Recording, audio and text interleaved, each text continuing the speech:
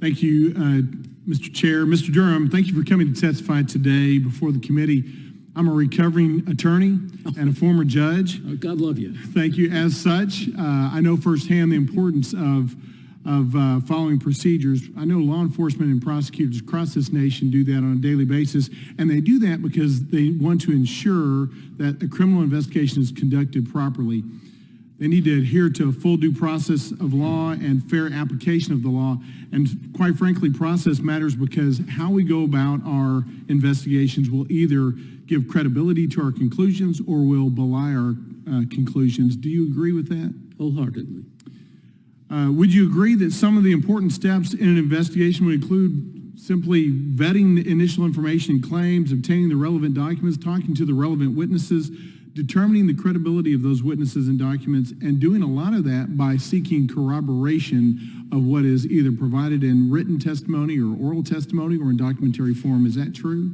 That's absolutely true. And the definition of corroboration is not difficult. Evidence that supports or confirms a statement, theory, or finding. It's effectively confirmation. That's what we need in an investigation, is we need to confirm whether or not an allegation is true or not, correct?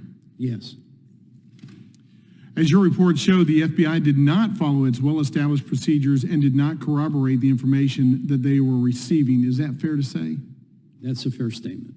Take, for example, page 54 of your report. You show that the FBI opened a full investigation into George Papadopoulos, but they did so a mere 3 days after receiving intelligence from Australia. During those 3 days, do you think the FBI attempted to corroborate the information they had initially received? If they did, we didn't see any evidence of that fact. In fact, on page 112 in your report, you say, quote, despite the lack of any corroboration of the Steele report, sensational allegations, however, in short order, portions of 4 of the reports were included in the initial Carter Page FISA application without further verification or corroboration of the allegations contained therein. You also state on page 57 about Australia. Australia could not and did not make any representation about the credibility of information, and that's because they couldn't verify or corroborate that information. Is that true? That's correct. You further go on to say on page 57 that, quote, the Office of Special Counsel found no indication from witness testimony, electronic communications, emails, calendar entries, or other documentation that at the time the FBI gave any consideration to the actual trustworthiness of information the diplomats received from Papadopoulos. Do you remember writing that portion of the report?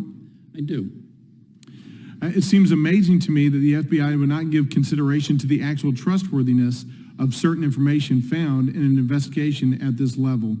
You write extensively on how the FBI elected to not interview Carter Page, George Papadopoulos, or Charles Dolan. Would interviews with those key individuals have helped to corroborate or disprove the information that the FBI was receiving? Yes.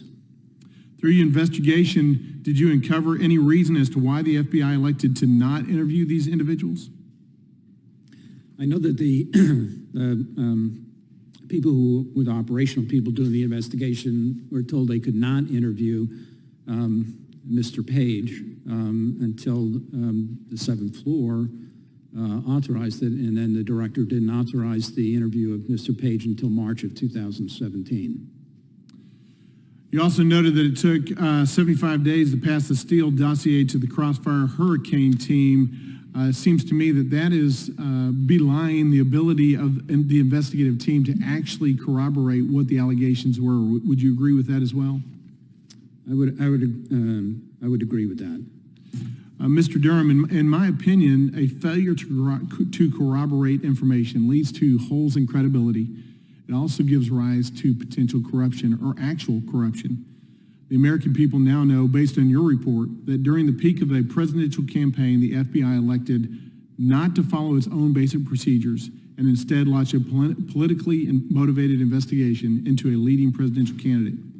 I am confident and hopeful that there are still many good agents within the FBI who are there to perform their sacred duty of protecting and serving our nation, that undertake investigations on a daily basis without regard to political affiliation. That's my hope. That's my belief. That's my experience. But your report, Mr. Durham, shows that at least top FBI leadership in this case was politically motivated and did not follow long-standing procedures necessary for a proper proper criminal investigation. I heard you say to my colleagues on the left a little while ago, quote, nothing in their files would corroborate the claims.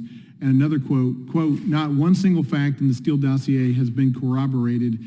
It is amazing to me that we would go through a high-level investigation like this and fail to adhere to a basic principle of investigative procedures, and that is corroborate the witness testimony and corroborate the evidence. With that, I yield my time, and I thank you for your efforts. Thank you, sir.